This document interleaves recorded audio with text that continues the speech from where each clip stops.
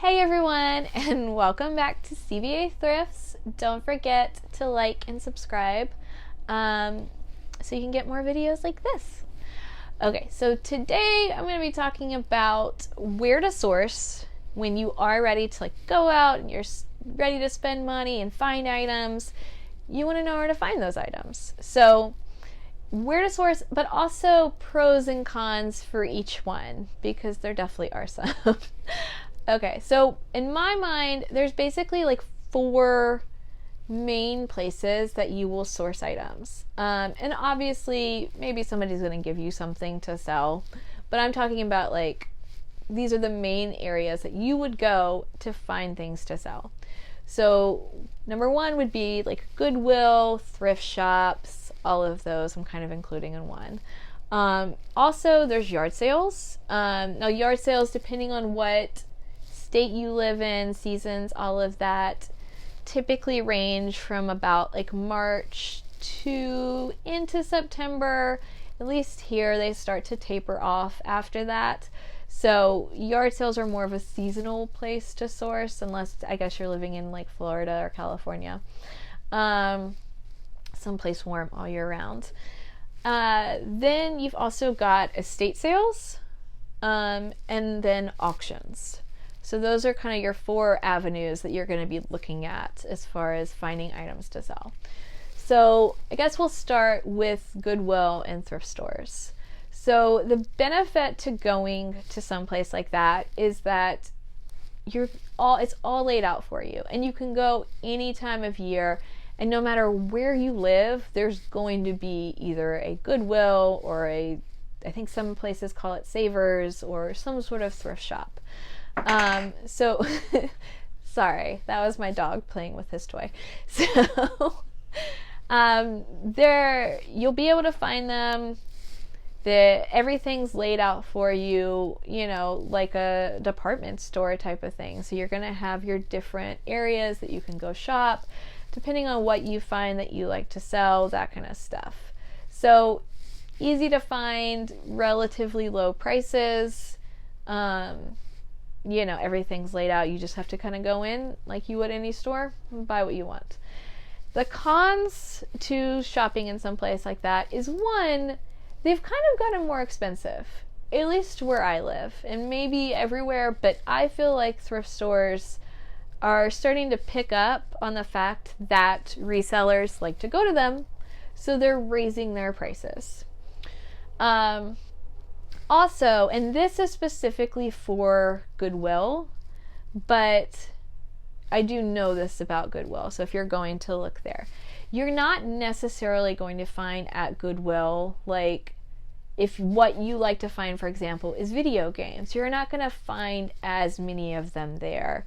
Not saying that you can't, but you're not going to find that kind of stuff there. You're not going to find some of the more special items that you might find at the other three spots. And the reason for that is because Goodwill has this thing, I think it's shopgoodwill.com, and I can put the link for that down below, but there's also I don't remember what the link is called, but like I said, I'll look it up and link it down below. But it's Blue Box. So Goodwill has this thing called Blue Box. But shopgoodwill.com is where they take those items, those higher ticket items that they know people are looking for, and they send them in to auction off, typically. There are a few buy it nows I know on there, but I know a lot of that stuff, if they get a Nintendo 64 that's donated to Goodwill, they'll typically auction that stuff off because they know it's a higher price item. So they kind of have their own eBay of sorts that you can go and you can bid on this stuff. But because of that, you're not necessarily going to find it when you just go into your local one. So that kind of stuff usually isn't going to be there. And then Blue Box, the way that works is they do a Blue Box for some clothes, usually older clothes that again are going to potentially have a higher value. They do it for jewelry. The jewelry is basically like whatever jewelry they get, they throw it all in a box, and then you're buying like 30 pounds or something like that. I know they do it for plush, things like that. So essentially they take these things and they put it all in a mystery box, and then you can buy it every Friday at 6 p.m. Eastern Standard Time. So again, going to Goodwill, and again, this is specific for that, is going to be good. You're going to be able to find some stuff. We have definitely found some stuff that we have sold for major profit at Goodwill. But what you're going to be looking for specifically there is what they don't know about. Because if they do know about it, chances are it's going over to shopgoodwill.com or whatever it actually is called. So then the second one is yard sales. Again, yard sales, I love going to yard sales. We have gone to yard sales. When I say we, I mean like my brother and sister. We went to yard sales basically every Saturday, or the flea market. That was kind of our Saturday morning tradition. We went to that with our parents, and then we usually got a biscuit and gravy from Hardee's. That was it. So I've been going to yard sales my whole life, so I really love going to them now. They're fun. You get to like look around. Usually you can find really great stuff that people are just looking to get out of their house. Like it, I'm a fan. But again, the cons for that and the pros for that is you can find things like video games, like antiques, like more specific, like cool things, and you can typically find them at a lower price point than you're going to find them at estate sales, at auctions for sure, even maybe Goodwill.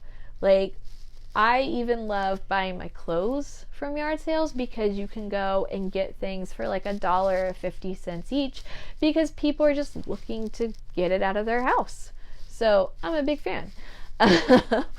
But the cons for that, again, usually depending on where you live, they're not going to be year round. And the other thing is that there are going to be yard sales that you go to where things are higher priced, where the people know what they have is valuable, and so they want that money for it.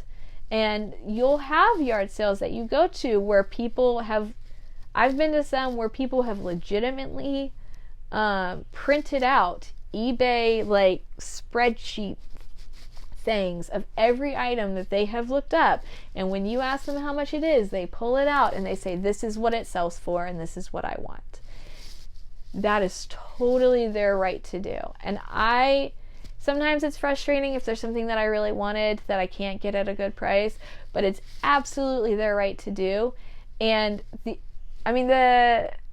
they can get it, if somebody comes along who wants it for that price, like good for them.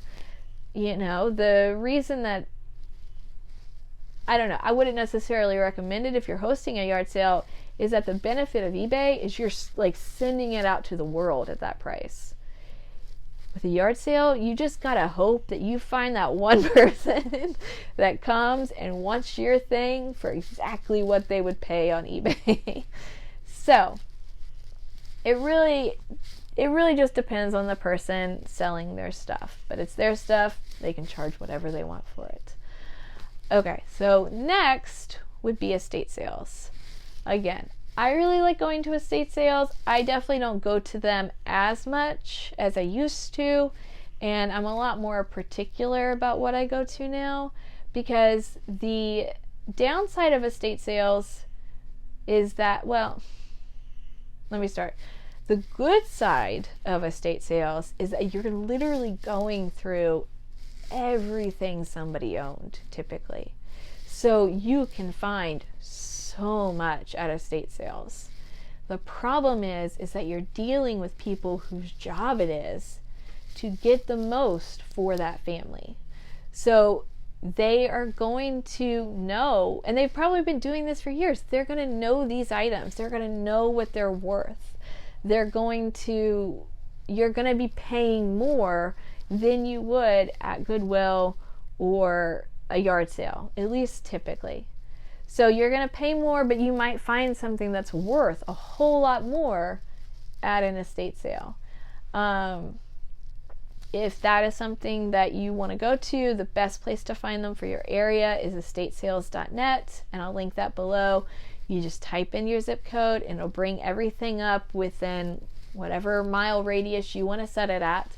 And you can see, you can preview like the items because they'll have pictures of what they're selling, things like that.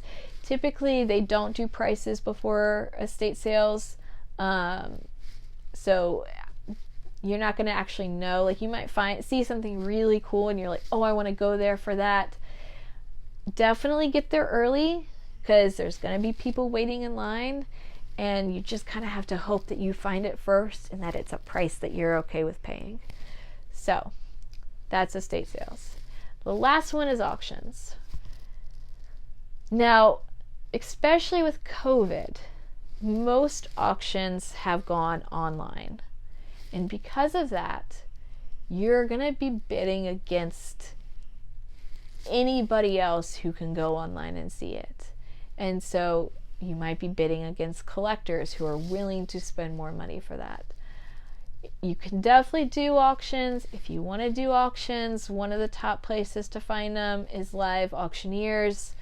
You can also find them on estatesales.net, because if somebody in your area does auctions for their estate sales, you can find it on there and bid through there.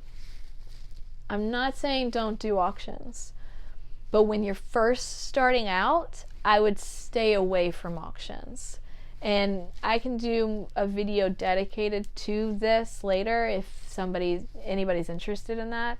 But the reason I'm saying at first stay away from auctions is because it's really, really easy to get caught up in the moment and think this is really cool and end up spending a lot more money than you would want to spend on an item, basically completely getting rid of your profit margin.